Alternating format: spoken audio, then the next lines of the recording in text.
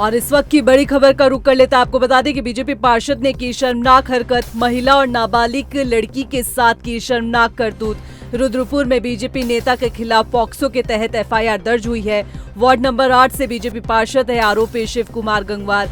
महिला और उसकी बेटी ने आरोपी पर गंभीर आरोप लगाए हैं। होली मिलन के दौरान आरोपी ने की थी अश्लील हरकतें। छेड़छाड़ का विरोध करने पर बीजेपी पार्षद ने दी थी धमकी। साथ ही ये भी जानकारी मिल रही है कि पीड़िता के साथ पार्षद और उसकी पत्नी ने मारपीट की थी। पार्षद की पत्नी के खिलाफ भी केस दर्ज किया गया है। आईपीएस अधिकारी और एसपी क्राइम की जांच के बाद एफआईआर दर्ज हुई है। तो इस वक्त की बड़ी खबर आप तक पहुंचा रहे हैं। बीजेपी पार्षद ने शर्मनाक हरकत की, महिला और नाबालिग के साथ शर्मनाक करतूत की। रुद्रपुर में बीजेपी नेता के खिलाफ पॉक्सो के तहत एफआईआर दर्ज हुई है। वार्ड नंबर 8 से बीजेपी पार्षद है आरोपी शिव कुमार गंगवार। महिला और उसकी बेटी के साथ आरोपी ने शर्मनाक हरकत की, जिसके बाद महिला और उसकी बेटी ने गंभीर आरोप लगाते हुए एफआईआर दर्ज करवाई। और रुक इस वक्त की बड़ी खबर का कर लेते हैं। राजधानी देहरादून से इस वक्त की बड़ी खबर आप तक पहुंचा रहे। बता दें कि उत्तराखंड में बड़े स्तर पर प्रशासनिक फेरबदल हुए हैं। इस वक्त की बड़ी खबर, आईएएस, आईपीएस और पीसीएस अधिकारियों के बम्पर तबादले हुए हैं। 13 आईएएस, 10 पुलिस अधिकारियों समेत 26 अधिकारियों के ट्रांसफर हुए हैं। आपको ये भी जानकारी दे दें कि आईएएस युगल किशोर पंत को मिली है सचिव भाषा की अतिरिक्त जिम्मेदारी। साथ ही आईएएस सोनिका सिंह को अपर सचिव नागरिक उड्डयन का अतिरिक्त भार सौंपा गया है। साथ ही आईएएस रीना जोशी को मुख्य कार्यकारी अधिकारी राज्य स्वास्थ्य प्राधिकरण की अतिरिक्त जिम्मेदारी दी गई है। इसके अलावा आईएएस विनीत कुमार से अपर सचिव नियोजन का दायित्व वापस लिया गया है। अपर सचिव आनंद श्रीवास्तव को अपर सचिव कृषि और कृषक कल्याण की जिम्मेदारी सौंपी गई है। साथ ही आईएएस मनुज गोयल को अपर सचिव सैनिक कल्याण और उच्च शिक्षा विभाग का दायित्व दिया गया है। साथ ही आईएएस हिमांशु खुराना को अपर सचिव वित्त की जिम्मेदारी सौंपी गई है। आपको ये भी जानकारी दे दें कि आईजी कुमाऊं की जिम्मेदारी रिद्धिम अग्रवाल को सौंपी गई है। साथ ही कुमाऊं आईजी रहे योगेंद्र सिंह रावत अब मुख्यालय में संभालेंगे कार्मिक का प्रभार। तो इस वक्त की बड़ी खबर आप तक पहुंचा रहे। बता दें कि निर्देशक यातायात अरुण मोहन जोशी को अब एसडीआरएफ की जिम्मेदारी दी गई है। तो इस वक्त की बड़ी खबर आप तक पहुंचा रहे हैं कि उत्तराखंड में बड़े स्तर पर प्रशासनिक फेरबदल हुआ है। आईएएस, आईपीएस और पीसीएस अधिकारियों के बम्पर तबादले हुए हैं। 13 आईएएस, 10 पुलिस अधिकारियों समेत 26 अधिकारियों के ट्रांसफर हुए हैं। तो इस वक्त की बड़ी खबर, उत्तराखंड में बड़े स्तर पर प्रशासनिक फेरबदल किया गया है।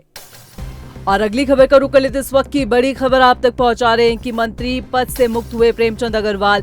प्रेमचंद अग्रवाल को मंत्री पद से मुक्त करने की अधिसूचना जारी हो चुकी है। अब सीएम धामी संभालेंगे प्रेमचंद के सभी विभाग, वित्त समेत अन्य विभागों को संभालेंगे सीएम पुष्कर सिंह धामी। सीएम धामी की सहमति से राज्यपाल ने भी दिया आदेश। अगले आदेश तक सीएम धामी के पास रहेंगे प्रेमचंद अग्रवाल के सभी विभाग। आपको ये भी बता दें कि प्रेमचंद अग्रवाल के पास थे वित्त, शहरी विकास विभाग, साथ ही आवास, जनगणना, संसदीय कार्य मंत्री का प्रभार। तो इस वक्त की बड़ी खबर आप तक पहुंचा रहे हैं कि प्रेमचंद अग्रवाल मंत्री पद से मुक्त हो चुके हैं। आपको बता दें कि मंत्री पद से मुक्त करने की अधिसूचना जारी हो चुकी है। अब सीएम धामी संभालेंगे प्रेमचंद अग्रवाल के सभी विभाग, वित्त समेत अन्य विभागों को संभालेंगे मुख्यमंत्री पुष्कर सिंह धामी। मुख्यमंत्री की सहमति से राज्यपाल ने भी आदेश दिया है। तो यानी कि अगले आदेश तक सीएम धामी के पास रहेंगे प्रेमचंद अग्रवाल के सभी विभाग। अगली खबर का रुख कर लेते कोटद्वार से इस वक्त की बड़ी खबर आप तक पहुंचा रहे हैं, जहां पर उत्तराखंड में अवैध मदरसों के खिलाफ धामी सरकार का एक्शन जारी है।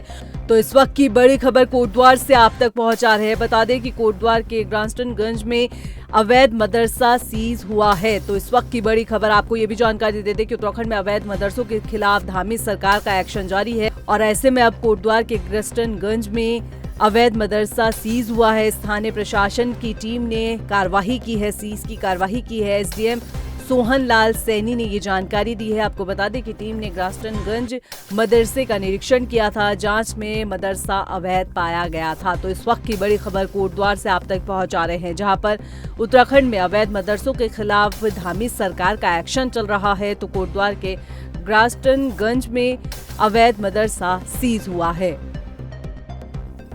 की गई है, जिसमें ग्रांस्टनगंज में जो एक मदरसा हमें ऐसा संचालित होना पाया गया है जिसमें उनका पंजीकरण नहीं था।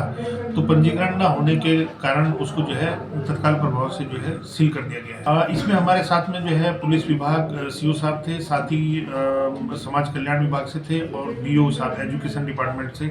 तो सभी विभागों ने जो है संयुक्त रूप से जो है कार्रवाई की है। इसके अलावा अभी जो है जांच इसमें चल रही है। यदि इस तरह से कोई बिना रजिस्ट्रेशन के, बिना पंजीकरण के जो है कोई भी मदरसा संचालित किया पाया जाएगा तो उसके खिलाफ जो है कार्रवाई की जाएगी। तो इस वक्त की बड़ी खबर का रुख कर लेते हैं। देहरादून के बिंदाल और इस्पना नदी पर बेतहाशा अतिक्रमण को लेकर हाईकोर्ट में सुनवाई हुई। आपको बता दें कि हाईकोर्ट में अतिक्रमण के खिलाफ जनहित याचिका दायर की गई। दून निवासी पर्यावरणविद रीनू पॉल ने ये याचिका दायर की है। मुख्य न्यायाधीश और न्यायमूर्ति आलोक मेहरा की खंडपीठ में मामले की सुनवाई हुई। सरकार समेत दून नगर निगम, एसडीएम और डीएम को नोटिस जारी किया गया है। साथ ही अवैध निर्माण और अतिक्रमण पर हाईकोर्ट ने जवाब मांगा है। तो इस वक्त की बड़ी खबर आप तक पहुंचा रहे। बता दें कि डीएम को बिंदाल नदी के उद्गम स्थल पर सर्वे करने के आदेश हाईकोर्ट ने दिए हैं। साथ ही हाईकोर्ट में अब मामले की सुनवाई 4 हफ्ते बाद होगी। तो इस वक्त की बड़ी खबर, देहरादून के बिंदाल और इस्पना नदी पर बेतहाशा अतिक्रमण को लेकर हाईकोर्ट में जनहित याचिका दायर की गई, जिस पर सुनवाई हुई। आपको बता दें कि दून निवासी पर्यावरणविद रीनू पॉल ने ये याचिका दायर की थी। मुख्य न्यायाधीश और न्यायमूर्ति आलोक मेहरा की खंडपीठ में मामले की सुनवाई हुई। सरकार समेत देहरादून नगर निगम, एसडीएम और डीएम को नोटिस जारी किया गया है।